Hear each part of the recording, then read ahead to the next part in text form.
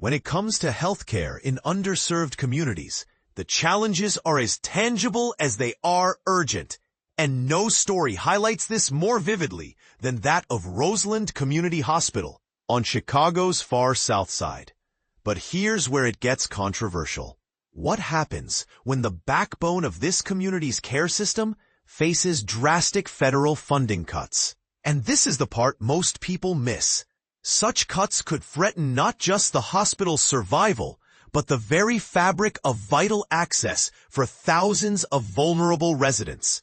Dr. Khurram Khan, the dedicated internist and visionary behind some of the hospital's improvements, moves through Roseland's outdated intensive care unit, noting its stark realities. The ICU, housing just 10 beds with curtains for privacy, lacks doors, individual bathrooms, and windows, conditions that reflect decades of underfunding and neglect. This unit was central during the worst days of COVID-19, and its limitations are painfully clear. Khan envisions a new, more modern ICU, 15 beds enclosed within a state-of-the-art facility, if only financing could be secured.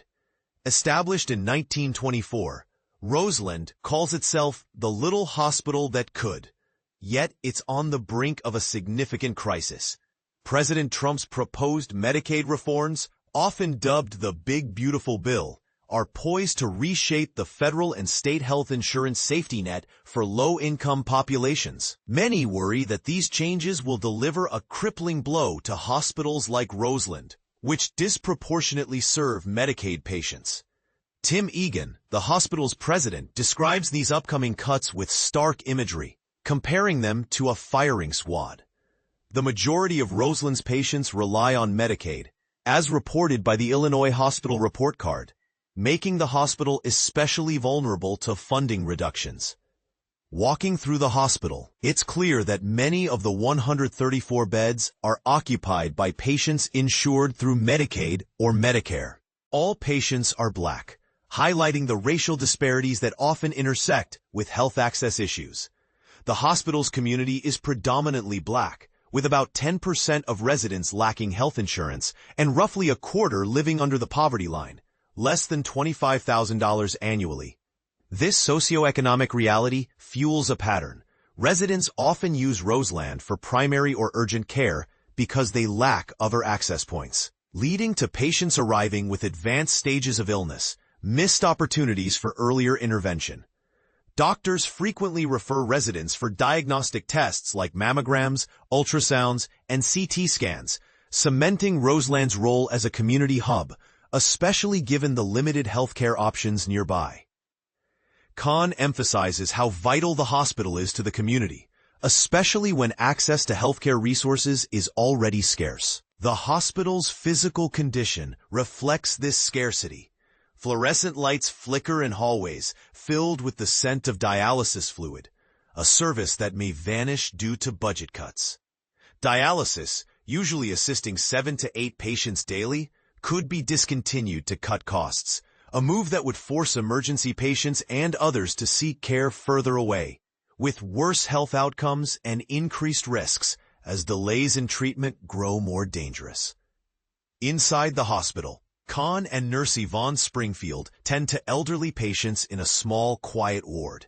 They encounter difficulties in transferring patients to specialized facilities, like one needing ENT care, which nearby Christ Medical Center has refused, highlighting the limited options for specialized treatments. Nursing staff already shoulder an increasing burden. Springfield, like many nurses, faces added responsibilities, performing wound care and patient repositioning, typically handled by certified nursing assistants, compromising the quality of care amid shrinking staffing budgets. Khan estimates the hospital owes millions due to pandemic-related staffing costs and fears that further funding reductions could lead to the complete shutdown of vital services.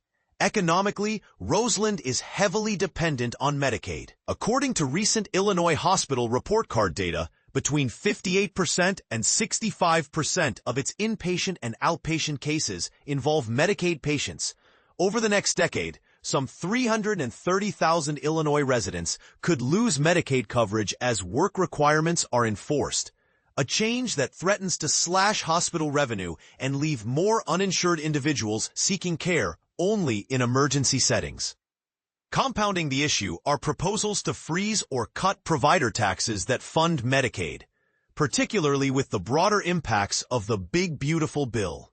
However, hope remains. The Illinois Health and Hospital Association mentions potential legislation, if approved, that could restore some funding through increased provider taxes, possibly offering a life raft with a $10 million boost to safety net hospitals like Roseland. Meanwhile, the hospital's emergency department remains the front line, bright and busy, treating all comers, regardless of their ability to pay. As Dr. Khan notes, every part of this hospital will be affected, from updating vital equipment to maintaining quality care, if funding continues to dwindle. This story isn't just about a hospital. It's about a community, a fight to sustain essential healthcare for those who need it most. Do you believe that these proposed cuts are fair or deeply harmful? How should policymakers balance fiscal responsibility with the moral obligation to care for underserved populations? Share your thoughts. This isn't just a debate about budgets. It's about real lives.